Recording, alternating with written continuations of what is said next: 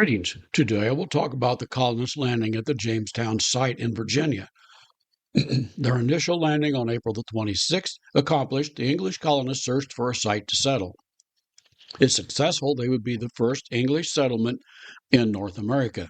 At length, the president they chose to lead them, Captain Edward Maria Wingfield, decided on a spot. It was a marshy spit of land to the north side of the James River. They arrived on the spot on May the 13th, 1607, and went ashore on May the 14th.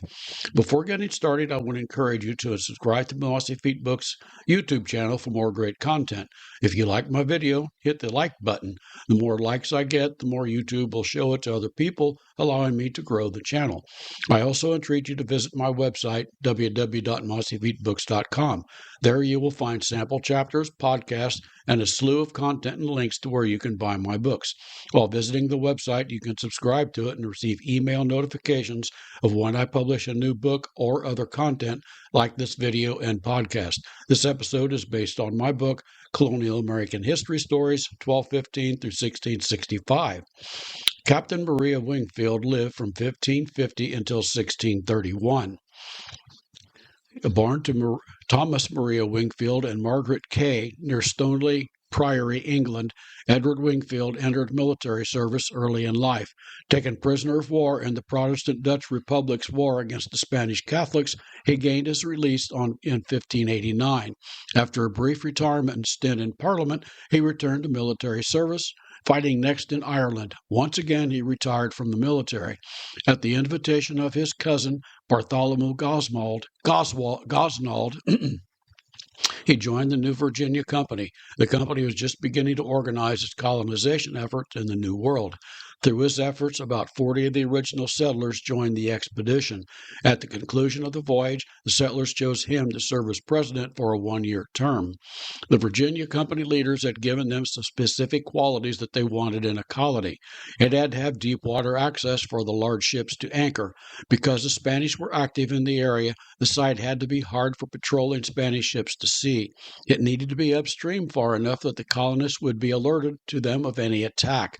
The site he chose proved to be a good choice in one respect, but bad in many others. The local Amerindian tribes did not use the site, deeming it too poor to raise crops. Thus, an English settlement there posed no immediate threat to them, and largely they left it alone.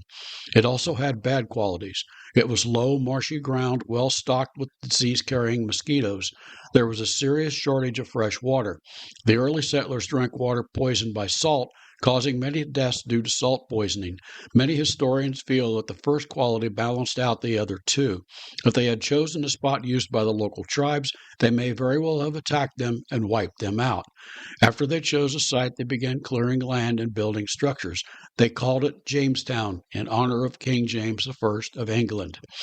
The settlers that landed at Jamestown landed on May the 14th, 1607. Their immediate concern was to clear land to grow crops and build structures in which to live. The colonists also had to be wary of the Spanish who were active in the area. About a week after choosing the site, Captain Christopher Newport led a group of 23 men on an exploring expedition up the James River. The expedition penetrated about 50 miles upstream to the falls near the present site of Richmond, Virginia. As they traveled, they encountered members of the Powhatan tribe. The expedition returned to the new settlement, and on May 26th, a band of about 200 armed warriors attacked the settlement. The settlers managed to drive off the attackers after losing 2 men in the attack. The survivors began immediate work on a stronger fort for protection. This episode is based upon my book, Colonial American History Stories, 1215 through 1664, available on the website www.mossyfeetbooks.com. The book is the first book in the 6th-volume Timeline of United States History series. Discover some of the famous and almost forgotten historic stories of America.